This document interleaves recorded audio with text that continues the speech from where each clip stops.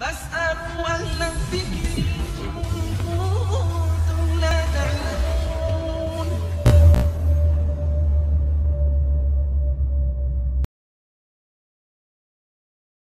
السلام عليكم ورحمة الله وبركاته.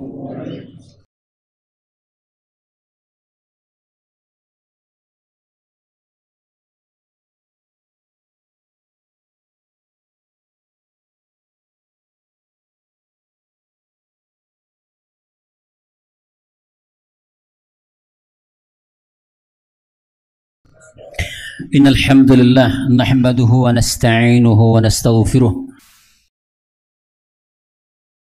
ونعوذ بالله من شرور أنفسنا ومن سيئات أعمالنا. من يهده الله فلا مضل له ومن يضلل فلا هادي له.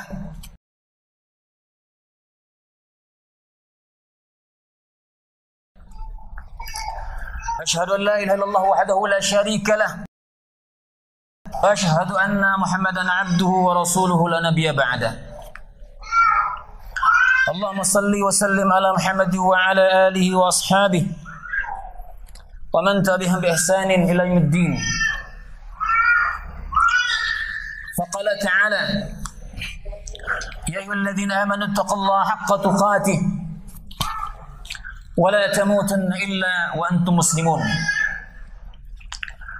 فقال تعالى: يا أيها الناس اتقوا ربكم الذي خلقكم من نفس واحدة وخلق منها زوجها وبث منهما رجالا كثيرا ونساء واتقوا الله الذي تساءلون به والأرحام إن الله كان عليكم رقيبا. فقال تعالى: يا الذين آمنوا اتقوا الله وقولوا قولا سديدا يصلح لكم أعمالكم ويغفر لكم ذنوبكم ومن يطع الله ورسوله فقد فاز فوزا عظيما. أما بعد فإن أصدق الحديث كتاب الله وخير الهدي هدي محمد صلى الله عليه وسلم وشر الأمور محدثاتها فإن كل محدثة بدعة وكل بدعة ضلالة وكل ضلالة في النار. معاشر المسلمين جماعة صلاة عيد al-Adha rahimani wa rahimakumullah. Pertama dan utama, marilah kita untuk senantiasa memuji Allah tabaraka wa ta'ala, karena pada kesempatan yang berbahagia ini kita diberikan Allah tabaraka wa ta'ala kesempatan untuk hadir dan melaksanakan salat Idul Adha pada kesempatan yang berbahagia ini.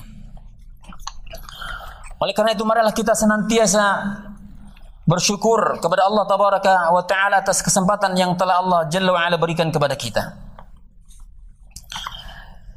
Yang kedua, salawat dan salam senantiasa kita limpahkan kepada junjungan kita Nabi Muhammad sallallahu alaihi wasallam. Dengan dakwah beliau kita mendapatkan hidayah, taufik dari Allah tabaraka wa ta'ala. Ma'asyiral muslimin jamaah salat Idul Adha rahimani wa rahimakumullah.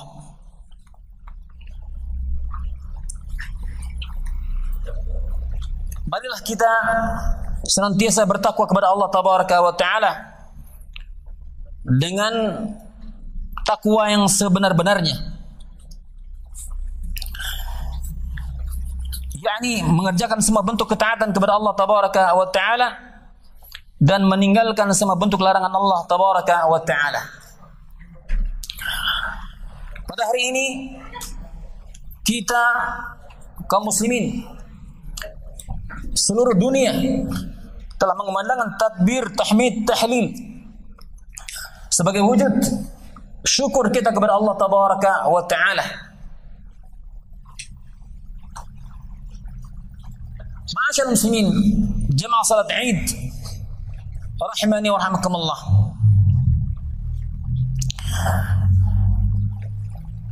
ternyata untuk seseorang menjadi pemimpin amat sangatlah berat dan ternyata tidak mudah. Tentu dibutuhkan proses dan tahapan-tahapan yang sangat panjang.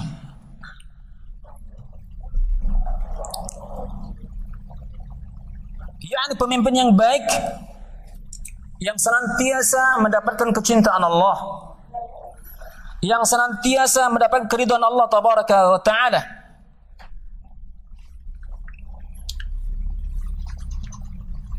Bahkan seseorang ingin menjadi kepala keluarga pun,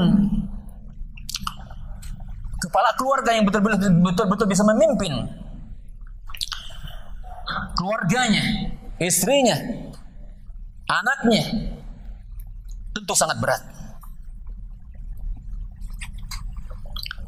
Apalagi kalau sampai memimpin lebih besar dari itu. Apakah lurah, camat, wali kota, gubernur, presiden, atau bahkan pemimpin umat.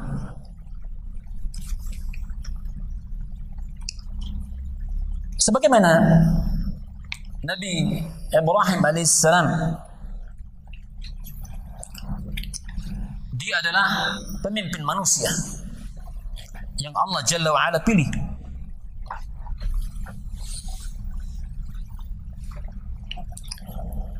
Allah tabaraka wa ta'ala berfirman dalam surah Al-Baqarah. Apa kata Allah tabaraka wa ta'ala? Wa iz ibtala Ibrahim rabbuhu bikalimatin fa'atammahunna qala inni ja'iluka lin-nasi imama qala wa min dhurriyyati qala lan yanalu ahdi adh-dhalimin. Kata Allah subhanahu tabaraka wa ta'ala, tatkala Allah menguji Ibrahim bikalimatin, dengan beberapa kalimat, dengan tahapan, dengan proses satu kepada proses berikutnya. Fatammahunna, kemudian Allah Jalla wa ala sempurnakan dia sebagai pemimpin. Dan tentu proses panjang.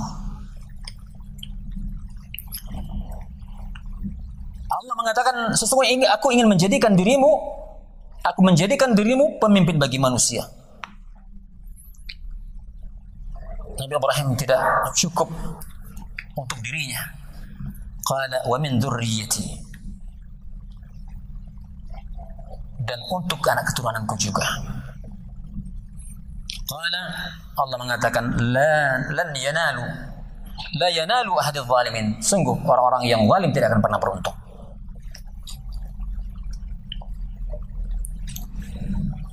Pada khutbah yang singkat ini kita ambil pelajaran dari perjalanan hidup beliau dari awal sampai beliau menjadi pemimpin, dan puncaknya beliau harus mengorbankan putra beliau Nabi Ismail alaihissalam. Maka salah satu hikmah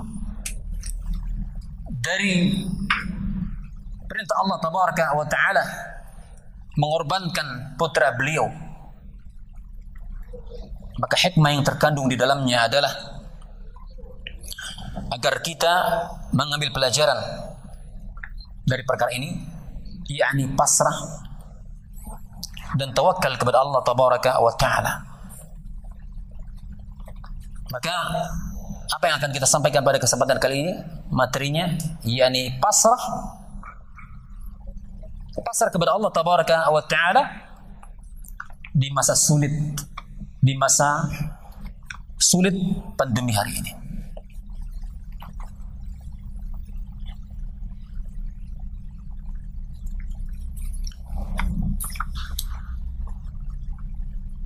Ma'asyiral muslimin Coba kita perhatikan. Mulai dari firman Allah Tabaraka wa Ta'ala surat As-Saffat. Allah Tabaraka wa Ta'ala mengatakan falamma aslama wa tallahu lil jibin. Ketika keduanya pasrah, menyerahkan diri kepada Allah Tabaraka wa Ta'ala, pasrah, tunduk, wa tallahu lil jibin. Kemudian Nabi Ibrahim membaringkan putranya, membaringkan anaknya di atas pelipisnya.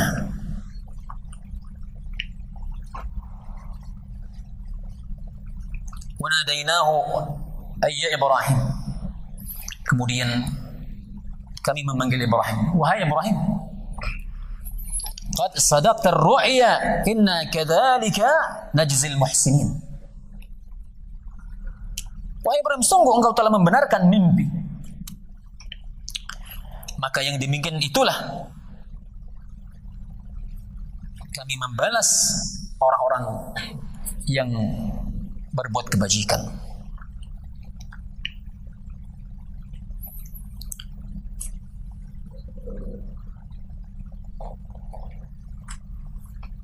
Kata Allah Tabaraka wa Ta'ala, engkau telah membenarkan mimpi itu. Dan bahkan pada ayat berikutnya Allah katakan inna hadza lahuwal bala'ul mubin. Maka ini benar-benar suatu ujian yang sangat nyata, satu ujian yang sangat besar. Maka ketika Nabi Ibrahim alaihissalam pasrah atau berserah diri kepada Allah Tabaraka wa Ta'ala, dan juga Nabi Ismail alaihissalam, dikarenakan menjalankan perintah Allah Tabaraka wa Ta'ala, menjalankan perintah Rabbnya, mereka rida, mereka tunduk akan keputusan Allah Tabaraka wa Ta'ala, akan ketetapan Allah Tabaraka wa Ta'ala. Nabi Ibrahim membaringkan anaknya Nabi Ismail AS ke atas tanah, dan saat itu wajah Nabi Ismail diletakkan di atas tanah.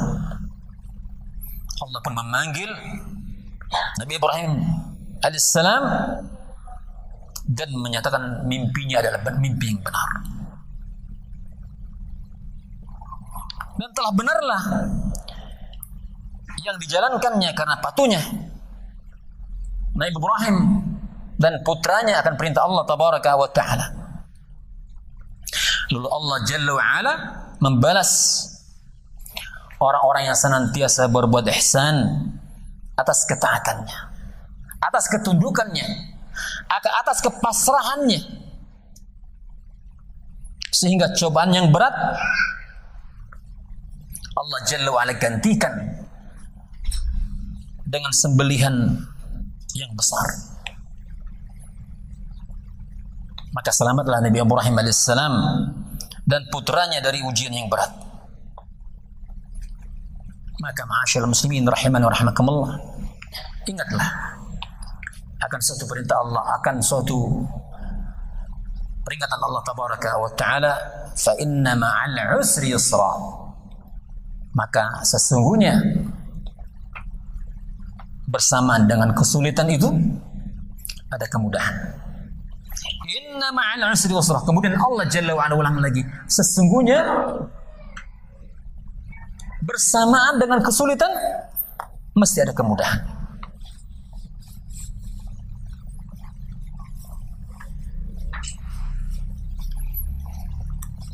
Ma'asyiral muslimin rahimani wa rahimakumullah. Allahu akbar, Allahu akbar, Allahu akbar walillahil hamd. Di ayat selanjutnya disebutkan wa fadainahu bidzabhin 'adzim.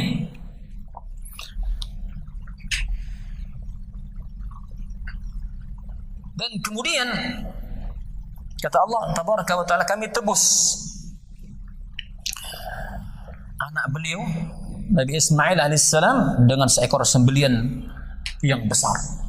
Apa itu? Kabsh. Ini domba jantan yang besar. Dan inilah balasan dari orang-orang yang taat kepada Allah tabaraka wa ta'ala, sehingga dipalingkannya dari semua kesulitan, dari berbagai macam bentuk musibah, dari berbagai macam bentuk ujian, yakni dengan jalan keluar serta kemudahan. Oleh karena itu, ma'asyiral muslimin, jangan pernah seorang berpikir hidupnya sulit, nggak ada jalan, buntu, susah dan seterusnya. Firman Allah tabaraka wa ta'ala yang sering kita dengar.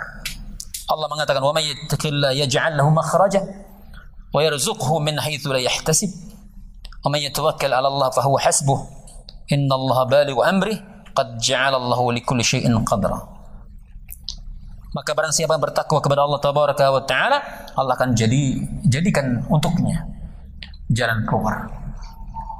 Dan Allah akan memberikan rezeki kepada dirinya dari rezeki yang tidak disangka-sangka. Dan barang siapa yang bertawakal dengan tawakal yang benar, maka Allah Jalla wa'ala akan cukupkan dia. Dan barang siapa, dan sesungguhnya Allah tabaraka wa ta'ala mengatur semua urusannya. Dan Allah menjadikan setiap segala sesuatu ada batasan ataupun ada ukurannya. Ma'asyiral muslimin rahimani wa rahimakumullah. Kemudian Allah mengatakan, wa tarakna 'alaihi fil akhirin, dan kami abadikan untuk Nabi Ibrahim alaihissalam pujian, sanjungan dari Allah tabaraka wa ta'ala. Untuk siapa? Kalangan orang-orang yang akan datang kemudian, agar ini menjadi pelajaran bagi orang-orang yang datang kemudian. Oleh karena itu, pelajaran penting dari kisah Nabi Ibrahim alaihissalam ini adalah, sebesar apapun kesulitan yang kita hadapi, kalau kita pasrah dan tawakal kepada Allah Jalla wa'ala, maka Allah akan berikan kemudahan. Allah berikan jalan keluar. Sekarang ini kebanyakan kita hanya mementingkan hal-hal yang sifatnya hissi, sifatnya zahir. Ketika kita diuji dengan pandemi ini, sehat, selamat dari penyakit, maka kita upayakan. Akan tetapi kita lupa bahwa yang menyelamatkan kita, yang memberikan kesembuhan, yang memberikan jalan keluar dari musibah yang kita hadapi sekarang, bukanlah prokes yang ketat, bukanlah dokter, bukanlah obat, apakah kimia, apakah herbal dan semisalnya, ataupun vaksin.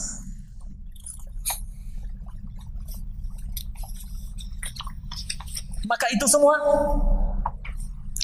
adalah hal-hal yang sifatnya hissiyah. Tidakkah kita mengingat akan sabda Rasulullah sallallahu alaihi wasallam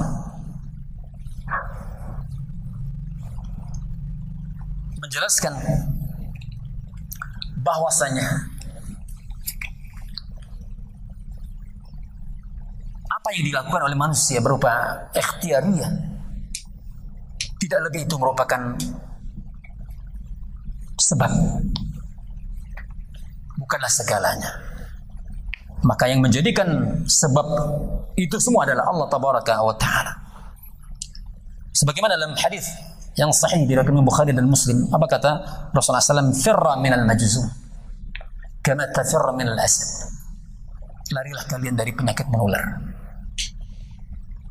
sebagaimana kalian lari dari binatang buas. Ketika Rasulullah SAW mengatakan ucapan yang mulia ini kepada para sahabat, apakah yang dimaksudkan, diinginkan Rasulullah SAW agar sahabat takut dengan penyakit menular? Atau takut dengan berbagai macam makhluk?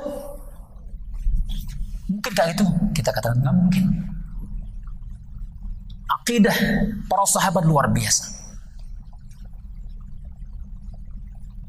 Maka Rasulullah SAW menyatakan dalam sebuah hadis yang lain, la adwa, wala tayra, wala hamma, wala safar. Tidak ada penyakit menular. Tidak ada tayr. Tidak ada hamma, tidak ada safar. Maka lalu bagaimana cara kita memahami dua hadis yang mulia ini? Seolah-olah ada tanaqud, seolah-olah ada pertentangan antara keduanya. Maka ketika seorang belajar dari ahlinya, dari para ulama, maka benarlah mereka akan memahami. Maka hadis pertama adalah hadis yang semata-mata seorang hendaknya menjalani sebab. Menjalani sebab, bukan segalanya. Adapun hadis kedua, perintah seorang hamba untuk bertawakal kepada Allah Tabaraka wa Ta'ala. Karena Allah sajalah yang memberikan pertolongan, bala, musibah, yang mengangkat itu semua. Ketika itu ada manusia mengatakan kepada Rasulullah SAW, ya Rasulullah, bagaimana unta yang sakit itu ketika dia mendatangi unta yang sehat, maka unta yang sehat menjadi sakit. Ini banyak menular. Ini menularkan penyakit, kata mereka. Apa kata Rasulullah SAW?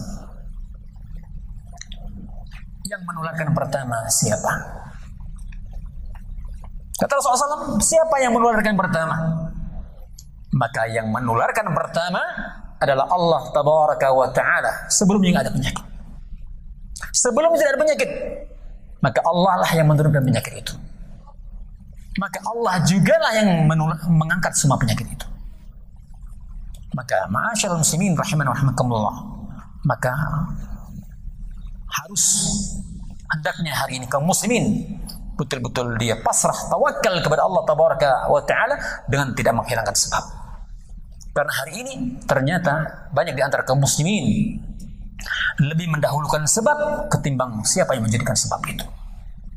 Kita lihat di medsos, di media cetak, sosial dan sebagainya, hampir 50% atau lebih mungkin kita prokes, nasihat dan seterusnya diupdate setiap saat, setiap hari, setiap detik kita dapatkan itu. Sekarang perhatikan prokes mengenal Allah, apakah dia disebutkan di medsos hari ini? Sangat minim sekali. Akankah pertolongan Allah akan Allah angkat ketika kondisi umat lupa dengan Allah Tabaraka wa Ta'ala? Hayhat, sulit. Maka pertolongan Allah Jalla wa Ala ketika manusia betul-betul menjadikan Allah Jalla wa Ala sebagai poros tawakal, keimanan kepada Allah Tabaraka wa Ta'ala, dan dia tidak khawatir dengan apapun bentuknya. Ma'asyiral muslimin rahiman wa rahimakumullah. Semoga khutbah yang singkat ini dapat kita ambil pelajaran dan kisah teladan yang telah ditorehkan Allah Tabaraka wa Ta'ala atas Nabi kita, Nabi Ibrahim Khalilullah, dapat kita ambil pelajaran di mana beliau telah dijadikan Allah Tabaraka wa Ta'ala uswatun hasanah, ya, teladan yang baik.